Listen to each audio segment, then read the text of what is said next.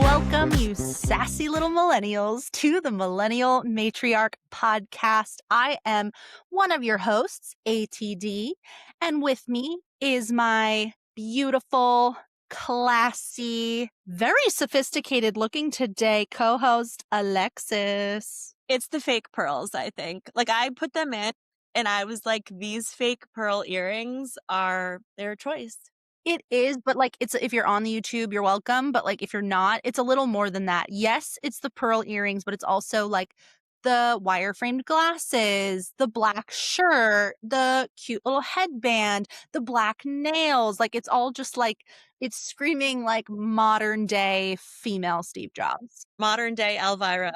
Or that. We are just us today. I know we've been on a bit of a guest streak, but it is just your girls today. But I'm happy to be here with you. Just us, Me just too. two friends hanging out. It's like therapy, sometimes chatting with you. Speaking of today's topic, speaking of therapy and things that are good for you, today's topic is the self-care quote industry. So we're not just going to talk about like what is self-care and what do we do for self-care, but I really want to drill into like when did self-care become something that like had to be charged to your credit card? When did self-care turn into something that you had to spend oodles and oodles of money on so that you could like feel good? I feel like I can safely say that you're with me on this, that we are like flooded with information constantly about things that we have to improve our health and our well-being and to make us feel better. Like we get ads. Our friends are constantly recommending things that we do. Influencers, which I guess is also part of ads, but that's, I feel like, a whole other category in and of itself. My point is there's always something new out there that's going to like change your life and make it better. And I feel like it always comes at a literal cost. And I'm just wondering, when you strip all that marketing away, what is self-care? So I want to kick it off by asking you, Alexis, what does self-care mean to you? And then we can totally get into the capitalism of it all. I was going to say, because everything you listed off, I was like, well, welcome to a capitalist economy. Yeah. I mean, you need money and, everything is a business. Before I answer that question, like I actually, in preparation for this podcast, I had to look it up. Because I looked up what the global wellness industry was valued at. Oy. And in 2024, it was valued at around $6.8 trillion.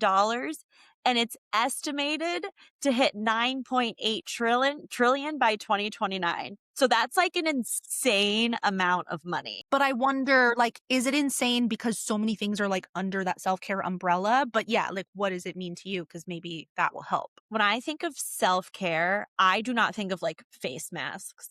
Like for me, I have always looked at, like, I'm not the kind of person that's like, oh, I'm treating myself today. I'm getting my nails done. I'm getting a facial. To me, that's maintenance because that is like stuff that I just do on the day to day. That's just keeping it right and tight, Like that is just, standard for me. Even when I get massages, like I get massages because I'm in physical pain. So I go to a lovely woman named Jerry who just like gets my hip up to my neck. So like I think things that a lot of people think about and they do fall under the self-care umbrella. For me, self-care is like things that feed my soul. So I actually looked up the definition of the word. And according to my chat GPT, which is programmed like a sorcerer, the definition of self-care is the intentional practice of taking care of your physical, emotional, mental, and sometimes spiritual well-being, not as luxury, but as maintenance. So this is where I think it gets confusing is then if you think about the wellness, like self-care and wellness, since they're all rolled up in together. Yeah. So I actually then looked up the definition of wellness. Okay, hit me. And that is talking about that's not just talking about being physically healthy. That's talking about being functioning, balanced, sustainable across your whole life. So that includes you're spiritual, you're emotional, you're physical. So when I think about self-care, I think about things that feed my soul. I was about to say meditation, and that was definitely I'm not like a hippie like that. Like I don't meditate that frequently. But I do yoga. Yeah. Well, I mean, honestly, you're getting into some things that I think are worth mentioning a little later of sort of like what are some like non-purchasable self-care type of things. So put a pin in that because I think that's important. But I think what you're saying, obviously, like that's the accurate definition per per your Goog and your ChatGPT My source. sorcerer chat GPT. Um, but obviously you're in alignment with that. I think I really had to reevaluate my definition of self-care, like just thinking about this episode and this topic. Cause obviously like I've felt this and sort of this like, ugh, like this inherent like discomfort with like the amount of money that like I and others are sort of putting into self-care. But I think that's because I have the definition of self-care wrong. And part of that is me, right? Like I fall into definitely like a consumerism mindset sometimes, and part of it is the way that we as a collective are marketed to. It's like it's like they whoever they are. And like as a marketer, I'm part of the problem. But, like, they've sort of taken that self-care label and they've put it on top of things and saying like, "Oh, this things," and saying, "This is self-care." And it's like, "Ooh, you're actually, like, misusing that word," but it's worked because like, every week I call it like a Sunday service. I might have mentioned it on here before, but it's part of, like, my goal tracking, and every week I sit down and talk about, like, what went well this week, what was challenging, and going into next week, like, what are things I wanna do? Part of that reflection is, what am I gonna do for, like, fun this week? Like, something that's, like, joyful and fun, and what am I gonna do for self-care? And more times than not, I am stumped on that last piece. What am I gonna do for self-care? What am I gonna do for self-care? And my brain always goes towards something like, I'm gonna do self-tan. I'm gonna do an eye mask. I'm gonna do and I have to be like, "No, that's not what this is. This is not what this part of the Sunday service is supposed to be." Like, it's I didn't have a definition before, but it should be something that's feeding my soul, but I struggle with it because I just the definition and the label that's been put on so many things it's got me all confused. It's got me all confused. Well, I really do think it's twofold because I think that self-care is up to individual interpretation. I get my nails done and things like that because I like it and it makes me look good physically, which makes me feel good. Yeah. It's not that that's not a form of self-care. It's just in my mind, like for me, if I'm talking about something that is actually going to recharge my battery, for Yeah. me, get having my hands held hostage for an hour and a half is not it for me. Right. And for some people, the self-care of going to get their nails done isn't the getting their nails done, it's the solitude. It's the time to themselves that Yeah. is the self-care. For you, not so much, but I think for a large majority, yeah, if I do something that I think is pretty and it makes me feel pretty, I'll feel good, but also I'm getting an hour and a half, 2 hours to myself to maybe not look at a screen, power off the brain. So maybe that's also part of it. I have a question for you. What would you consider fitness for you? Yeah, I mean, you've kinda got me stumped because I wanna say yes. I wanna say yes, and here's why. I mostly move my body for the benefits to my brain, not my body. I used to work out in order to lose weight and do all that. And listen, it's an added benefit, I guess, to burn a few calories, but I can feel like the chemical difference in my brain when I am versus I'm not. So I guess, yeah, I have to say does fall under self-care category for me because it's the action might assist with the aesthetics, but that's not why I do it. I really do it for the post-workout high, the endorphins.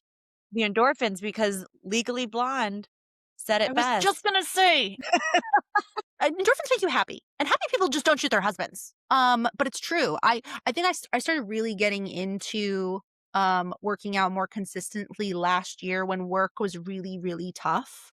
Like, I knew the day was gonna be shit, and so I thought, if I can just wake up an hour and a half earlier and go to a fitness class and try to get some endorphins going to carry me through the Mhm. day, like, it'll just make it a little bit easier. So, yeah, I guess I was hesitant at the beginning, but for me, for sure, self-care, but I imagine not for everyone. The reason I looked up the difference between self-care and wellness is because they are morphed into one thing. Totally. And I do really believe that it's dependent on the person. Like when your sister was on talking about art therapy and things that other people can do to take care of themselves. She talked about cooking.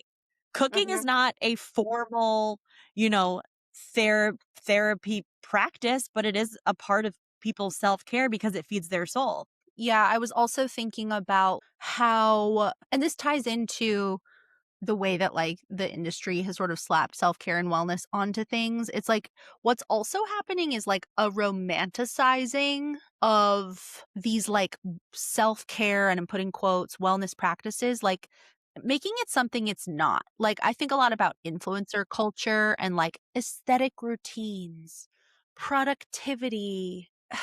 It's aesthetic, like, it feels good to watch. It maybe breeds a space for comparison, but is it really, like, feeding your soul? Honestly, it just feels like you're adding a bunch of shit to your to-do list.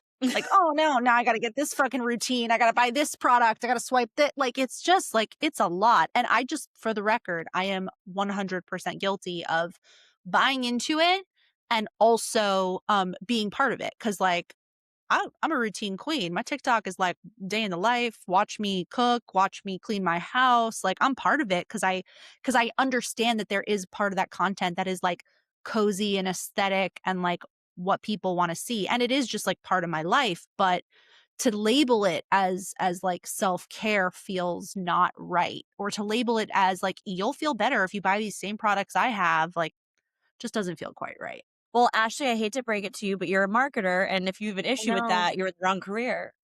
Listen, I've been saying this for years now. I think I am in the wrong I think I am in the wrong career, if I'm being honest. I wanna quickly touch on some myths that I came across around self-care, and they're pretty broad, but I think they're worth, getting into just to help, like, illuminate, like, sort of what is it about this that is, like, making us, like, cringe and, like, not comfy. So, one thing is that healing is linear. Myth, right? Like, oh, if you do steps 2, 3, and 4, if you introduce this product into your skin routine, if you take this vitamin every morning, if you buy this comfy couch that's, repels pet hair. I'm like making shit up, but this is shit I've seen. Like, this is gonna sort of, like, cure your woes and, like, make you feel better because you're gonna have, clear skin, clear body, and a clean house. Like, it's like, no, it's not that simple. Like, introducing self-care practices that are false or definitely not is not gonna work in terms of healing, but guess what? Even doing actual, like, self-care practices, which I'd love to go through some examples, um, that doesn't, like, quote unquote mean like you're gonna be like joyful and happy all the time and like you're quote unquote healed. Like, I know we talked about that a little bit in the therapy episode too. I think your issue is with the way self-care and wellness are marketed. I don't think your issue is with the actual Yeah. practice. And also it is, I mean, That's exactly it. I think a lot of the examples that you're listing are all fear-based tactics. So it's Yeah. like preying on somebody's insecurity and then kind of slapping like a one size fits all. This is going to fix your quote unquote mental. If you have less acne, you're going to feel better about yourself and then you're not going to be depressed. Whereas like that order of operations doesn't necessarily, Yeah. it's not a, what is it, a stepping stone, or it's not like a ladder. It's not like you're gonna clear up your skin, and then all of a sudden the years of insecurities you had because you had acne are gonna all of a sudden, because it's gone, Yeah. go away. So there's more to it than just that.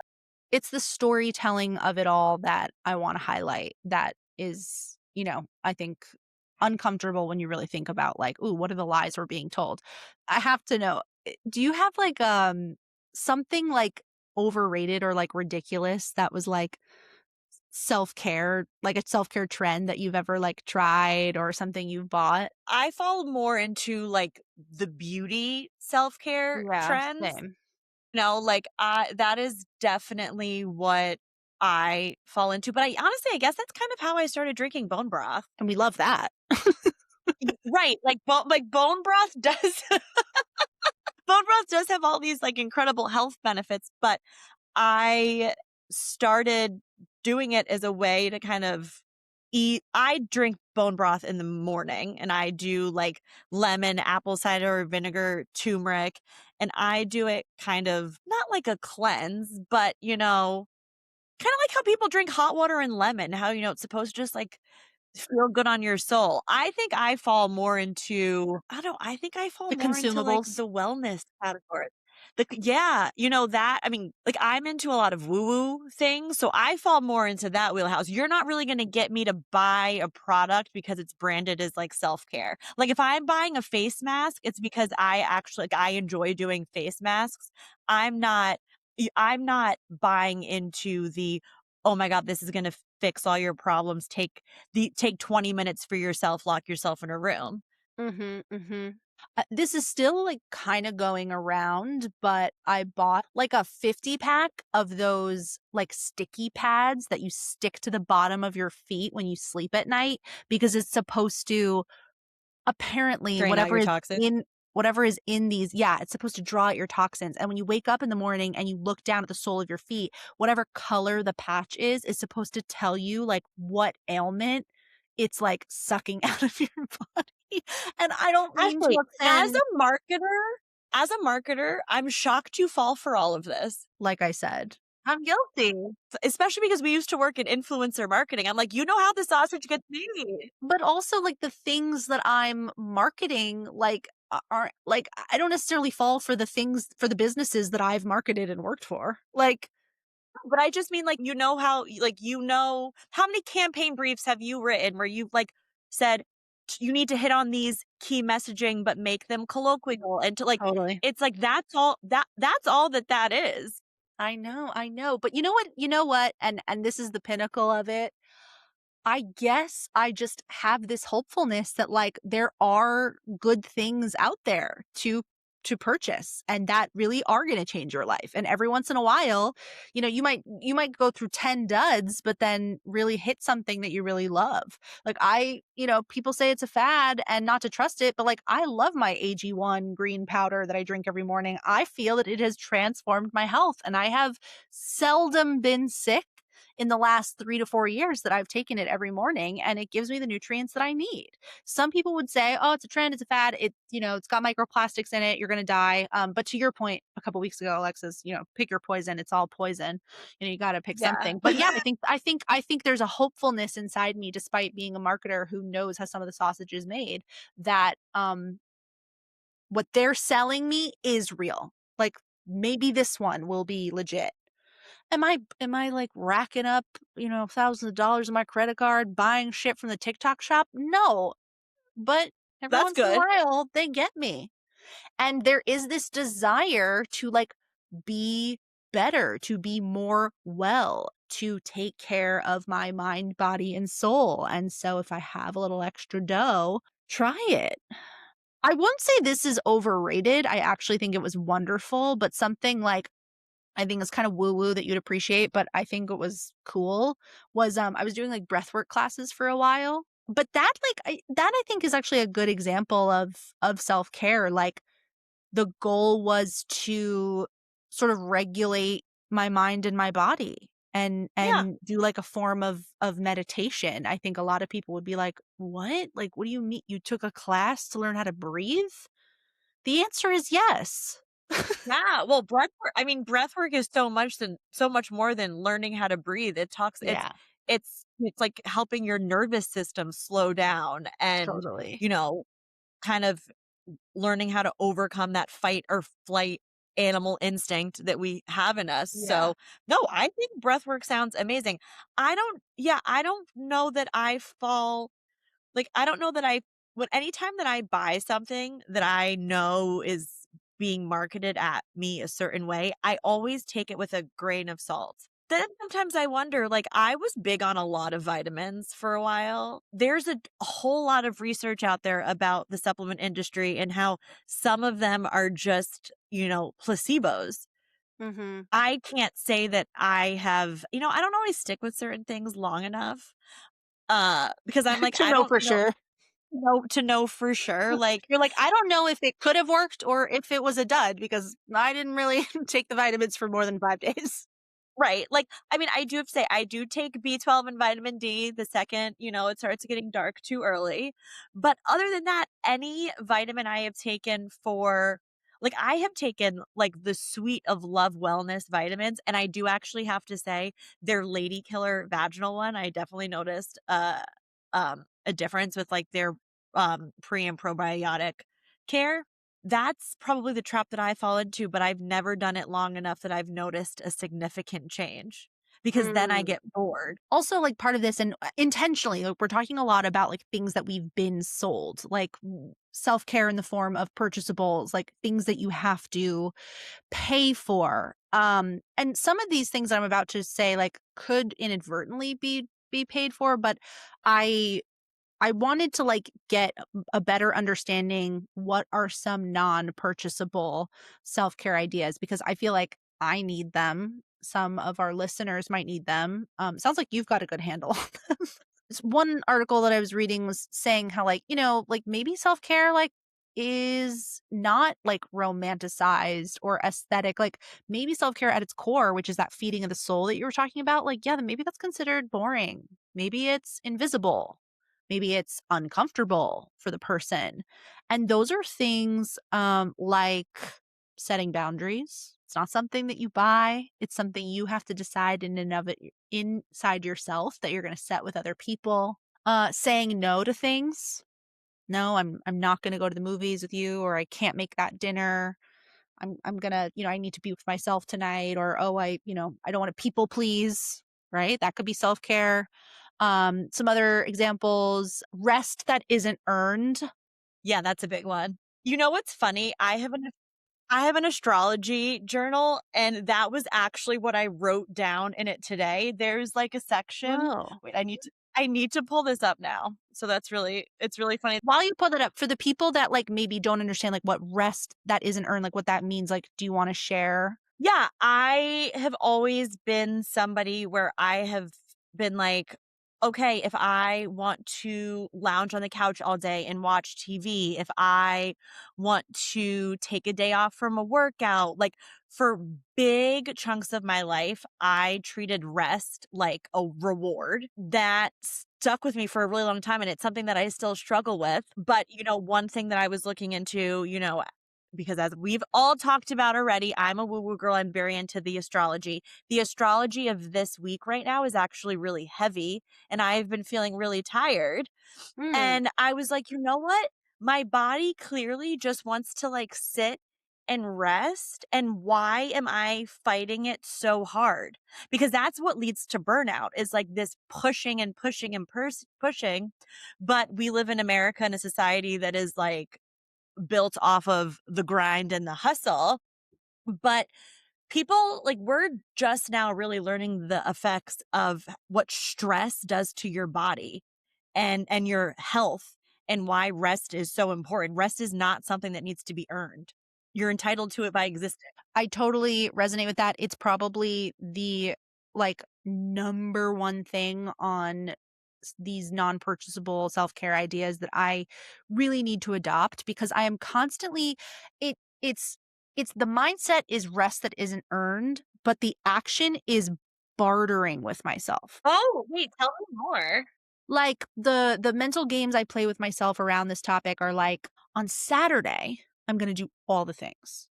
I'm gonna wake up, I'm gonna work out, I'm going to go to Costco to make sure there's groceries for the week afterwards. I'm gonna go volunteer, then I'm gonna go home and I'm gonna clean the whole house. And then, and only then, can I shower and rot for the rest of the evening. And by the way, after all that is done, there's only so many hours left in I the was gonna evening say, you don't have time. before I'm exhausted, or it'll be like, "Oh, I killed myself on Saturday, so on Sunday I'm gonna allow myself to rot." So for me, it's the rest has to be earned even if it means like bartering with myself. And I don't think I'm alone. I think a lot of people do that. But I think also I think conversely, there's also a lot of people who are like, "I don't understand, like, what you're saying." And I don't know, not saying it's a man thing, but, like, my husband, for instance, like, I'll be like, "Oh my god, like, I have to do this, this, and this," and he's like, "Have to? Like, who made the list? You did. Like, you don't have to." And listen, we're gonna ignore the whole mental load topic because we covered that a few weeks ago. That aside, he's got a point. He's like, "Okay, Yeah. then rest. Okay, then rot. Okay, then, like, binge watch your TV show. Okay, like, sit on your ass. Like, do it. Like, you're an adult. You have I mean, if you're lucky enough to be an adult with autonomy, you can just not." But it's like, I'm not saying I never do it. It's just there's so much of that, like, mental bartering happening that will allow me to do it. Do you feel like you grew up in a house where people rested? No, and I feel like listen, guys, this podcast is gonna be going on for quite a while, if not for the rest of our lives, so I am going to double up on things I've said before. So if I've said this before, sorry. I think I might have.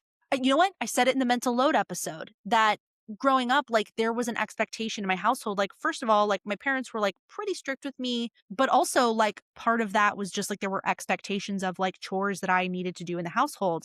And there was this sort of unwritten understanding that, like, when my quote unquote list of chores were done, I didn't just go sit down and like eat bonbons and watch TV. Like, I had to check in with my mom or my dad and say, "Is there anything else I can do? Like, I see that you're still doing stuff. Can I help?" Like, there was sort of this expectation. And I also remember, like, my mom was like a great host and was always like I was always like her like right hand person on that. Like, I sort of adopted this Yeah. understanding that it's like, make sure all the things are taken care of. The house is clean for when people arrive. Everyone's like comfortable here.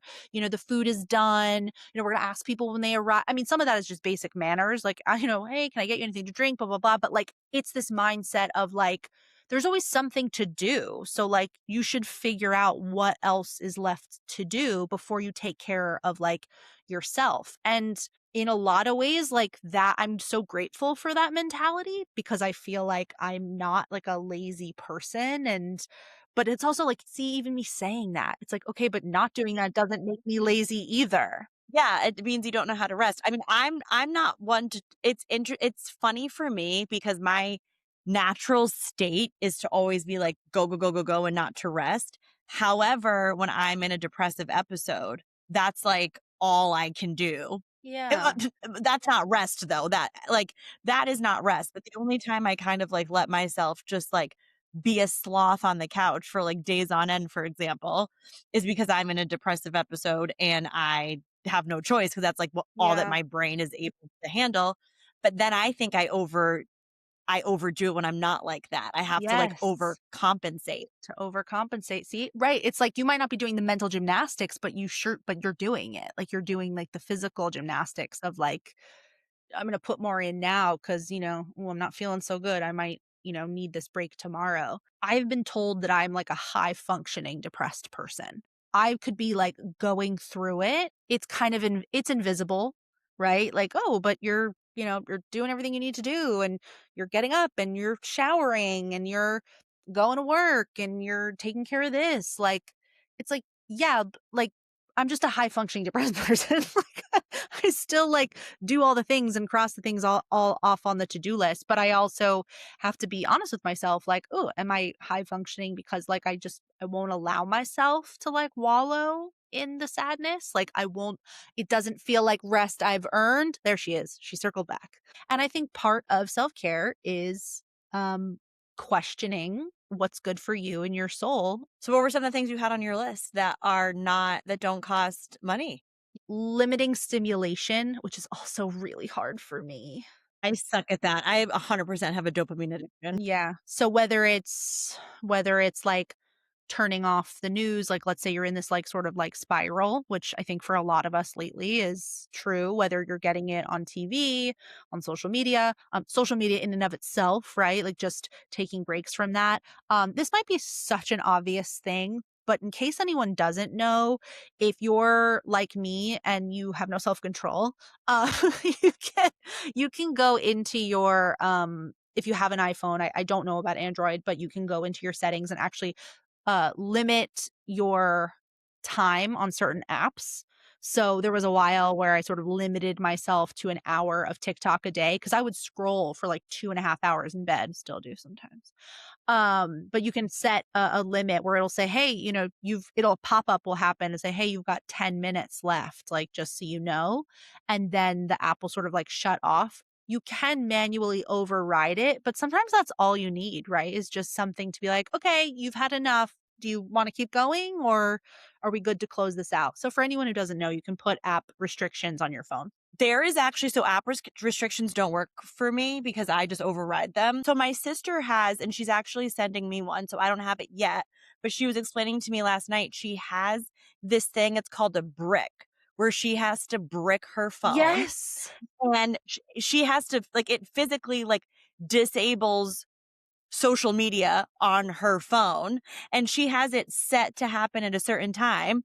Like every day it's like from the hours of like let's just say nighttime hours like 10 p.m. to 6 a.m. Yeah. My sister bricks her phone and in order for her to say she wanted woke up in the middle of the night and wanted to scroll, she actually has it set up so she has to leave her bedroom, click this other piece of the of it's a device. It's a Click this physical other thing. piece. Yes, it's a physical brick, and it's also called brick, where it, like, disables her phone, and then she has to physically get up and make that It choice, makes it because then harder what for she was you. Yeah. Well, what she was saying is, like, what I fall into is even though I have screen time limits and um, like restricted hours when my phone goes on do not disturb, you can override like you override it. Like, the example she used last night was, I'll be on my phone and I'll be like, oh, remind me in 15 minutes, remind me in 15 minutes. And all of a sudden it's like, wait, you've been on your phone for an extra hour because you keep saying it Yeah. remind me in 15 minutes. I wonder if, like, some of that, like, stimulation, like, attraction to stimulation is about the content or, like, the noise. Because another thing, another, like, bullet to limiting your stimulation is, like, noise in general. I am a person who has a very hard time with silence.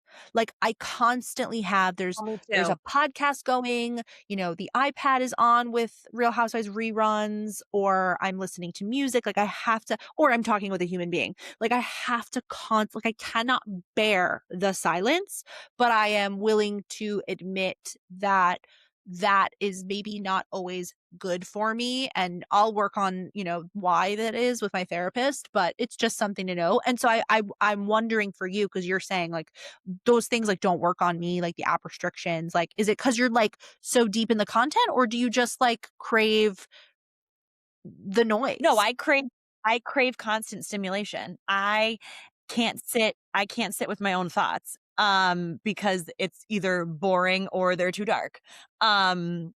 That's what So, I always say. I uh, say I don't want to listen to the thoughts in my own head, so I'm going to turn on something external.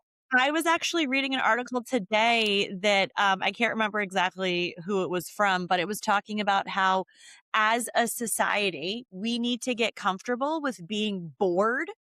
And when they say bored, they mean no TV, no music, no white noise, like no extra sound, like sitting in silence and getting bored because they say that's actually when, you know, your creativity is at its highest production because your brain is able to just kind of go where it wants to go. Whereas I'm saying, I don't want my brain to just go off. I want to control what's going into it. But then what happens to me, and this is totally taking a left turn, so we'll bring it back, is I have noticed that if I get too much screen time, like if I'm too plugged in, whether that is watching TV, on social media, listening to a podcast, listening, if I'm intaking too much, my brain gets tingly. And I'm like, that can't be good.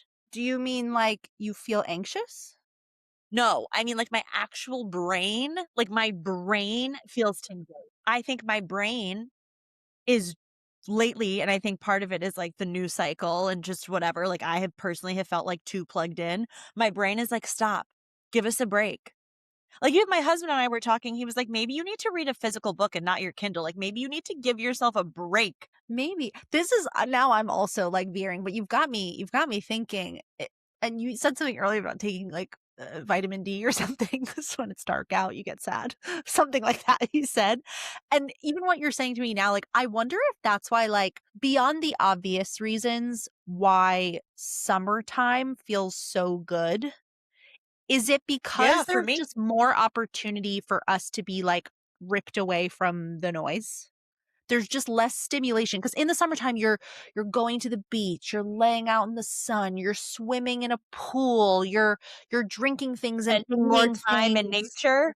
You're spending more time in nature. You're presumably, like, maybe vacationing and seeing more people and having more in-person collaboration and conversation, like and listen, I'm not saying it's limited to summer, but I feel like for the majority of the world, summertime is sort of known for that. It's like those 3, 4 months where, like, your life sort of, like, shifts and your routine changes, and yeah, like, maybe that has something to do with why that feels so good because 'cause you're taken away from that overstimulation that so many of us are doing in the darkest hours of winter. Well, right. Well, I actually think it's interesting hearing that from you because you live somewhere where it's, like, warm weather more than where I am, but see, I've always thought it's because, you know, January, February, March in, New England is, like, dark, it's cold, there's snow everywhere, Yeah. and it's like, "Yeah, of course I'm not outside," like, it's, like, treacherous out there. Living in Texas has given me a bit of a new perspective. I am absolutely grateful for little to no snow.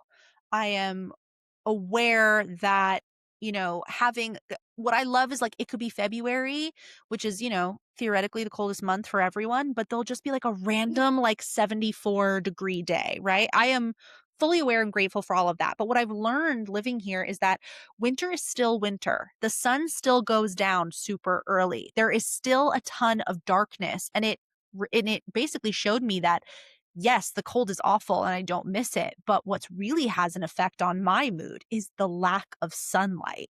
Yeah. So, and even I was talking to a friend yesterday who lives in Miami, which is, I mean, I was there this time last year and it was like, oh my God, like, cause it's that tropical, like little humidity in the air. Like it just feels so good, but the sun still sets super fucking early.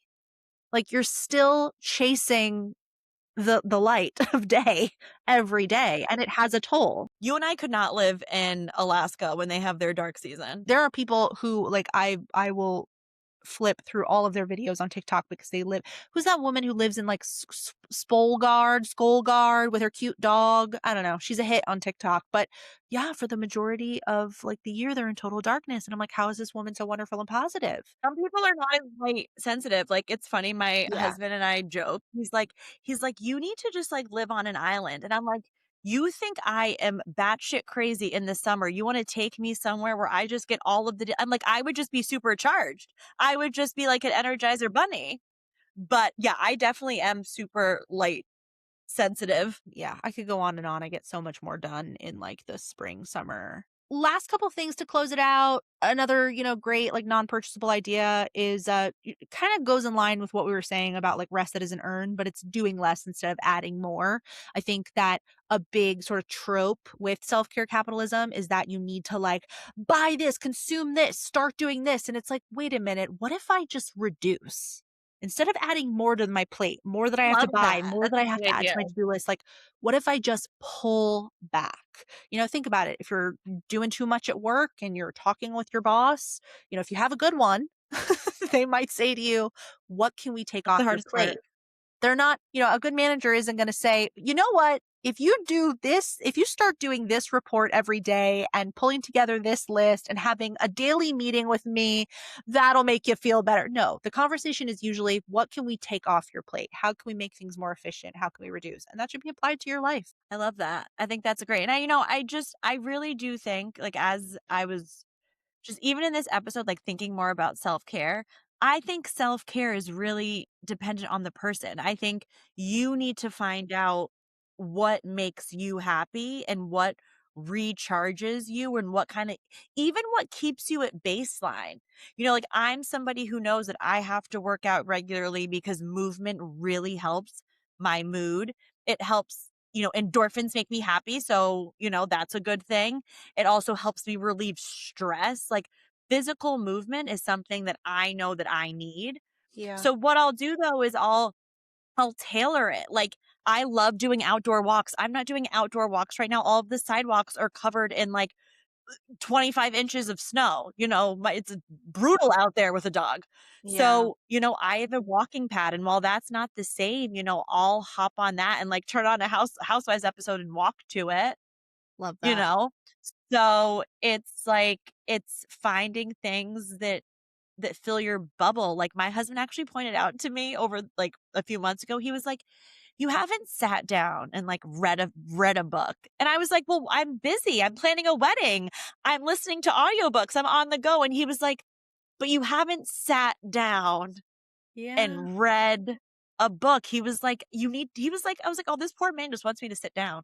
Yeah. Yeah. Well, in that vein, I was gonna ask you, just to close out the topic, like, what is a free, because you could argue those fitness things that you listed, like that, unless you're walking outside, but even like buying a walking pad, going to a fitness class, like that might be a little harder to attain for some people. So like I was gonna ask, what's a free self-care experience that you do or that you have done that actually helped? For me, my favorite thing to do in the world, like top 2 or 3 at least, is in the summertime, I love nothing more than taking a physical book outside and laying by a pool or a body of water that I can access for free, like a public pool or a lake. Like, there's nothing that brings me more joy than being in a bathing suit, reading a book, laying in the sun. And it brings me, like, I think it's good for my health and it's certainly good for my well being. I'm a big bath girl, and I have a whole bath setup. I have salt lamps, I have candles, I have eucalyptus plants hanging from the shower head. I have bath bombs. I have one of those like bathtub trays. Like I do bubble bath. I do the Epsom salt. Maybe that's where all of my self-care money was going is, Maybe. all of this stuff but I have created, in our guest bathroom, we have a bathtub. I have created an oasis, and I will go in there and I have a whole setup. And, one could argue that I had to purchase all of those things. However, they last a long time. I'm not replenishing them, that often. Yeah. And I will just like sit in the bathtub and I do it in the summer too, which is insane. I'm hot and I get in a hot tub No. but that, like, oh, you know what it is? It feels like a hug for me. Getting in that bathtub with the sun. And I do believe, when you're talking about all the accoutrement of like having a wonderful bath time, I do love what is they say, things I do that are high maintenance to be low maintenance. So it's like high maintenance Oh my might god, be like yes. buying all the accoutrement, right? It's an initial expense. But once you got them, they last forever and you have them. And then it becomes like a ritual, like a self-care ritual that you do and it feels like a warm hug. Um, I want to just close that out by saying when I come visit, 'cause I am paying Lexi a little visit in April. Maybe I'll, like, take a bath in your guest bath. Is that weird? You No, I tell people all the time, I'm like, "I have a whole setup. I've got, I've got a whole thing." Like, Yeah. yeah. Yeah, so, like, I'll come over for a sleepover, but, like, you can leave me alone for, like, an hour and a half to take a bath. Yeah. I am actually pretty sure I'm pretty sure somebody was here and, like, took a bath, and they were like, I "Do you love care?" And that. I was like, "No." I was like, I cleaned the bathroom before you got here, and I'm also gonna clean the bathroom when you leave. So it's clean." I'll do that. You don't have to worry about it. Well, listen, y'all, if you have any, non-purchasable self-care ideas for us, we will take them, drop them in the comments. But right now, we're gonna move to a little something called the Millennial Mouthfuls. This is where we talk about what we love, what we hate, what we're eating, what we're watching. It's a little silly, it's a little slutty. It's just like us. It's the Millennial Mouthfuls segment. And to kick it off, Alexis and I have a big announcement. Do you want to share it? Today was a big day. Um, if you're a millennial, if you know, you know. Ashley and I are going to Hillary Duff's tour. I Let me tell you, I'm giddy. it was Ashley and I have already talked for a full hour today while we were both in the queue trying to buy tickets for the world tour. And let me tell you, it worked. We got our tickets. It was easier than expected, but yeah, let me set the stage for people who didn't join the pre-sale and weren't online the moment the tickets went on sale this morning. And also whoever didn't join the pre-sale, we don't know what there's left for you because it feels like everyone and their mother. And here's how I know everyone and their mother. First of all, we were vying for the Austin, Texas tickets because Lexi is going to come, just like I'm going to come visit her in a little bit. She's going to come visit me. We're going to record a live ep. We're going to explore the city, and we're going to go to Hillary Duff. So we were vying for the Austin tickets.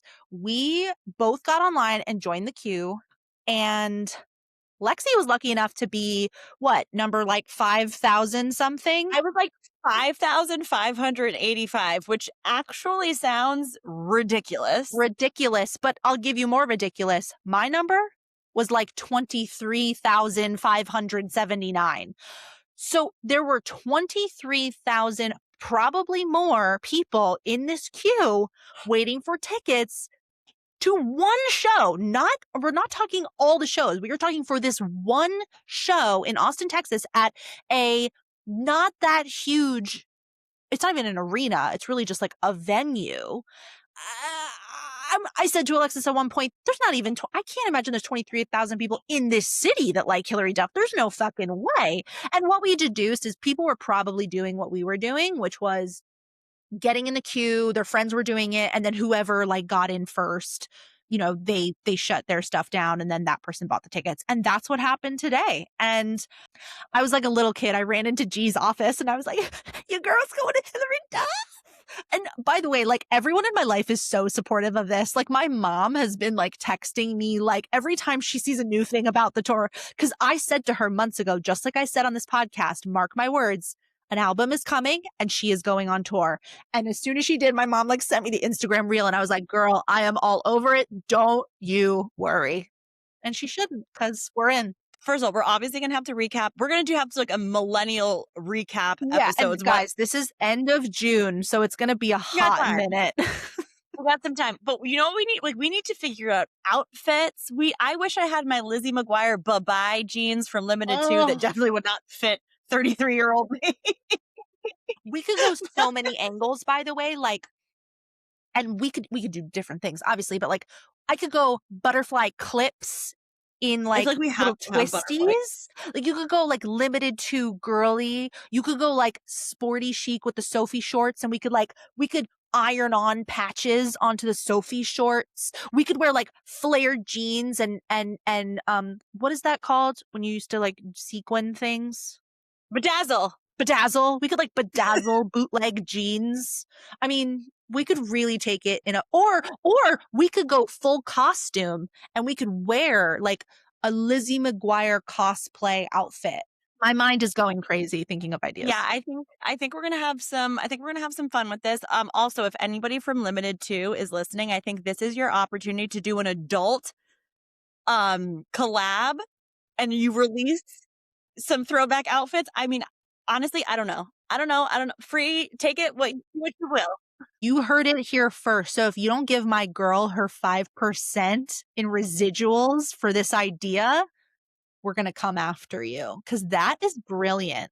With all of the millennial nostalgia that is going around, some company needs to like capitalize on that and just like it's coming. Reclaim that market just for a minute, like just a little collab, a limited edition, Yeah, it must be coming. Also, like we're going to have to, I mean, we don't have to because as I've mentioned multiple times on this podcast, Hillary is very aware that people want to hear the old stuff and she will be serving us the old hits. But I am committed and I'm loyal, and so I really wanna dive into the new album and make sure, I've studied, you know? We will be prepped. We will be ready to go. Well, given that none of us like to sit in silence ever, the least we could do is listen to the fucking album. So, stop reading all your, educational books and start listening to Hilary Duff. There's been like obviously Mature is a banger, but there's a couple others I've heard that are really good. Okay, so we'll obviously be sort of taking you all on the journey leading up to said concert and doing a full recap post. But yeah, until then we can move on. Lexi, you mentioned something about your attraction to older British male TV personalities earlier. Do you want to say more about that? Okay, so I started watching Gordon Ramsay has a new reality show on Netflix that documents, his life, but then also his restaurants. And he's opening this like incredible, never been done 60 floors up skyscraper restaurant. And I'm watching the show and I have a huge crush on Gordon Ramsay. Um, I also have a huge crush on Simon Cowell. And it dawned on me that I am really attracted to angry men with an accent. But this is what I want to take it one step further. Because I'm also very attracted to like the fact that Gordon Ramsay like knows what he's doing in the kitchen. Like, I don't know. That angry chef thing is definitely like in my spank bank. Well, and you also Um, love Anthony Bourdain, so there might be something to that. And he's like he was, may he rest in peace, may like he rest in kind peace. of a gruff dude too, Yeah, and what a chef. is it? Yeah, I don't know. It's like this marriage of like this like gruff, rough and tumble attitude with just something so delicate and beautiful like cooking. Right. It's like the skills are refined. I mean, even Simon Cowell, right? Like he knows his shit. He's very Right. successful. He Very might be successful. his honesty might be mean, but he's usually right. Maybe you like that? And What's the Gordon show called? I love all Gordon Ramsay shows, so love I it can't all. believe I missed this one. It's called Watch Being Gordon Ramsay. No, I'm sorry. It's called Being Gordon Ramsay. Being right, right. Watch is what Netflix wants you to do. Being Gordon Ramsay. Okay, so I literally could have just like put his name in the search bar. Yeah, you got it. Hey, we got there. We got there. Don't be mean to yourself. We made it. Listen, Anyway, you getting the name wrong was not going to be the difference between people finding it or not. It's his name is in it. It would have been okay. but I do think it's so interesting because the show follows his life day to day. Like you see him interact with his kids and his wife, and he's also got this incredibly soft side. I wonder if the taping of this show aligned with his daughter's wedding because wasn't it a She huge gets like it was like engaged. a She gets engaged on the show. okay, because it was like British royalty, this wedding. Gordon Ramsay's not nobody. I mean, he's got quite the name for himself. And then his younger daughter is in culinary school. Could you imagine? I would Like, shit myself, the pressure. uh, the pressure, but also like she's so fun. Apparently, the one that's in culinary school is like the one that's like most like him, and like they just give each other shit back and forth. It's really funny to watch. I don't Um, think I realized he had 2 daughters. I thought it was just the one. he has two daughters, and he has three boys because he's got two little boys. And is there an older boy? I guess I'll have to watch and find out.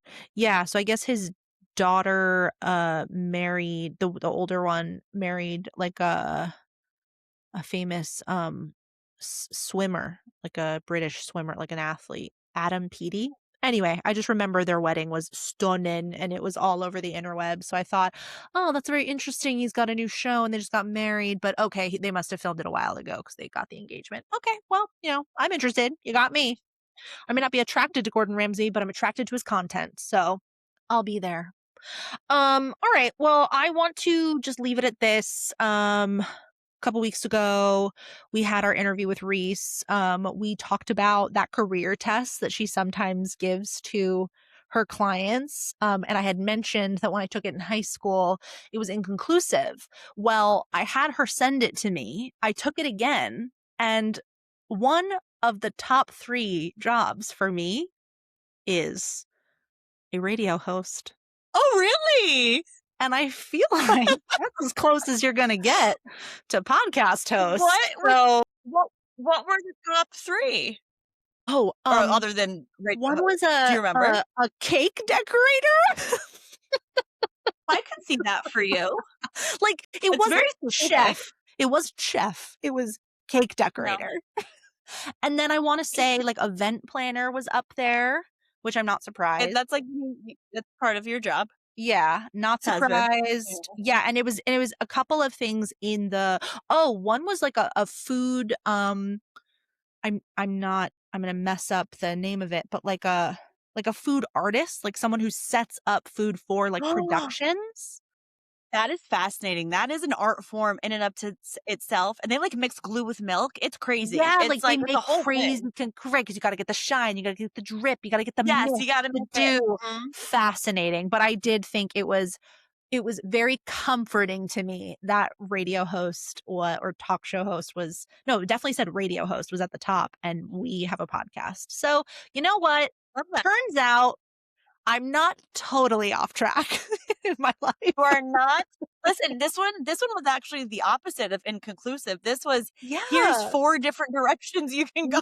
Yeah, this was and you know what though? I feel like whatever they've done to that test, has really improved it because to have a little high schooler take something like that and for nothing to show up, it was just dated back then. They've modernized, so I appreciate that, and, yeah, I just wanted to share that little tidbit.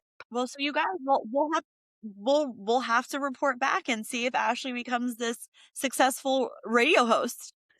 I think this might be it, Alexis. I think that We'll have to I am see. going to interpret that as podcast host for modern day. Yes, 100%, I When would and too. if and when we blow up, we will be able to look back because you bet your ass I downloaded the results and I have them saved somewhere. You So, do we'll be oh, able to okay. refer back when the time comes.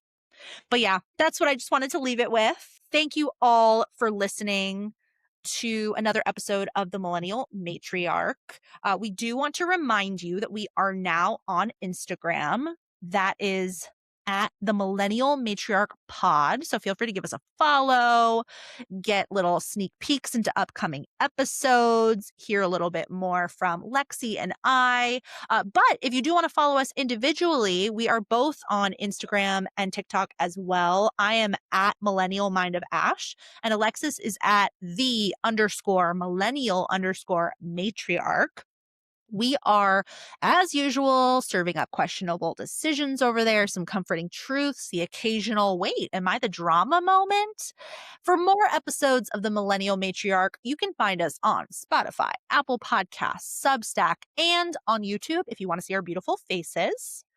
We ask kindly that you rate, you review, you subscribe. That's so helpful to us. Until next time, drink some water, trust your gut, adopt some self-care tactics, and remember, you're the matriarch of your own fucking castle. You better act like it. Love you. Mean it. Bye. Bye.